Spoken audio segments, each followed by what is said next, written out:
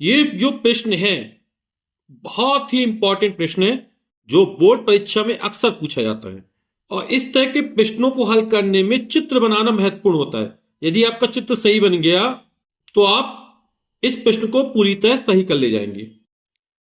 तो भूमि के एक बिंदु कैपिटल पी से एक 10 मीटर ऊंचे भवन के शिखर का उन्नयन कोण 30 अंश है। भवन के शिखर पर एक ध्वज को लहराया गया है और पी से ध्वज के शिखर का उन्नयन कोण 45 अंश है। ध्वज दंड की लंबाई और बिंदु पी से भवन की दूरी ज्ञात कीजिए। तो ये कोई 10 मीटर ऊंचा एक भवन है। मान लो ये कोई बिंदु पी है भूमि पर, ठीक है। तो कह रहा बिंदु पी से 10 मीटर ऊंचे भवन के शिखर का उन्नयन कोण 30 अंश बनता है।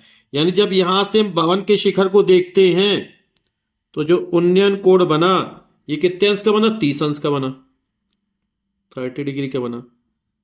अब कह रहा भवन के शिखर पर एक ध्वज को लहराया गया है, तो यहां पर एक ध्वज लहरा देते हैं। तो ये एक ध्वज लहराया गया है, ठीक है। और पी से, इस वाले बिंदु पी से ध्वज के शिखर का उन्नयन कोण 45 डिग्री है। जब यहां से ध्वज के शिखर को देखा जाता है तो ये जो पूरा कोण बना ये वाला, ये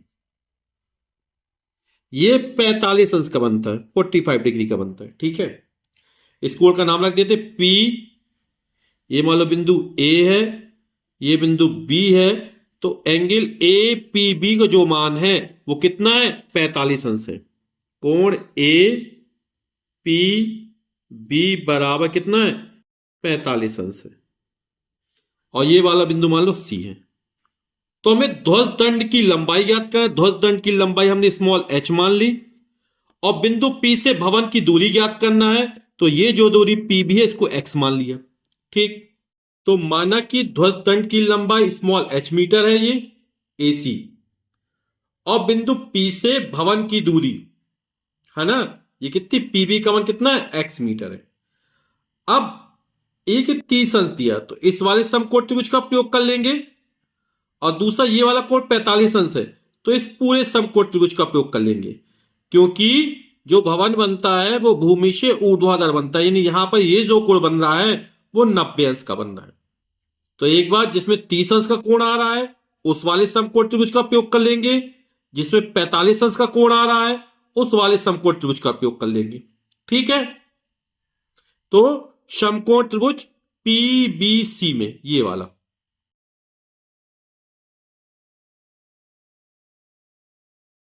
तो समकोण त्रिभुज पीबीसी में बनने वाला कोण ये 30 अंश है। तो tan 30, और tan 30 का प्रयोग क्यों किया गया? क्योंकि इस वाले कोण के लिए लंब है, तो लंब का मान हमें पता है, और पीवी आधार का मान हमें ज्ञात करना है, ठीक है। यहां पर कर्ण का कोई उपयोग नहीं है, तो इसलिए हम tan या cot का प्रयोग कर सकते हैं।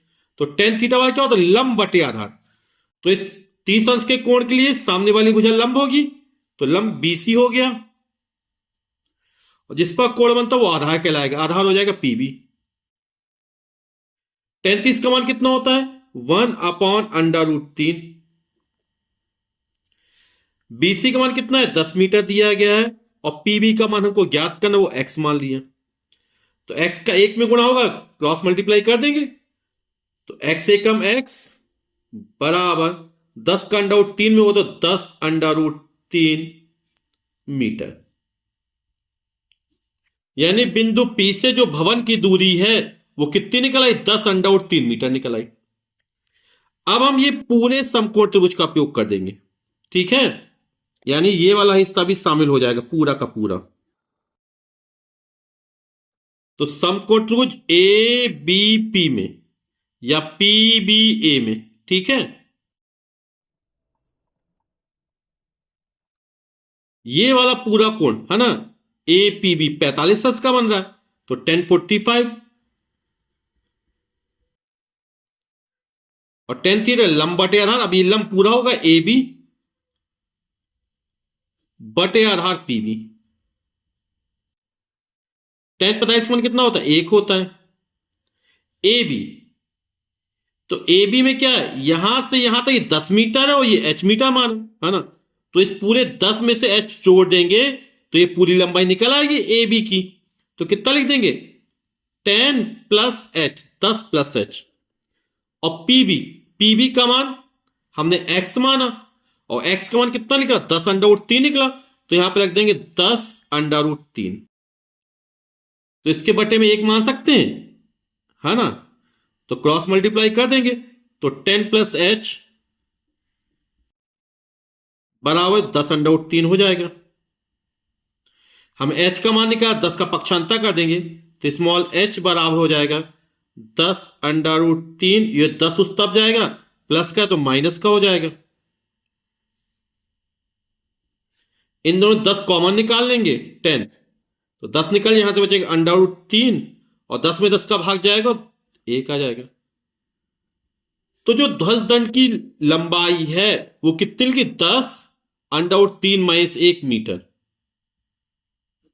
तो यही हमारा उत्तर हो जाएगा। इसको और यदि हल करना हो तो 10 अंडर रूट 3 का मान कितना होता है, 1.732 माइनस का 1 हो जाएगा, है ना। 10 गुणा 1.732 में जब 1 घटाएंगे 0.732 आ जाएगा। और जब 10 का गुणा करेंगे तो 7320, 1 2 3 अंक पर दशमलव हो गया, तो 1 2 3 स्थान पर दशमलव लगा देंगे, 7.320 मीटर। यानी कि ध्वज दंड की जो लंबाई होगी वो 7.32 मीटर होगी। ठीक।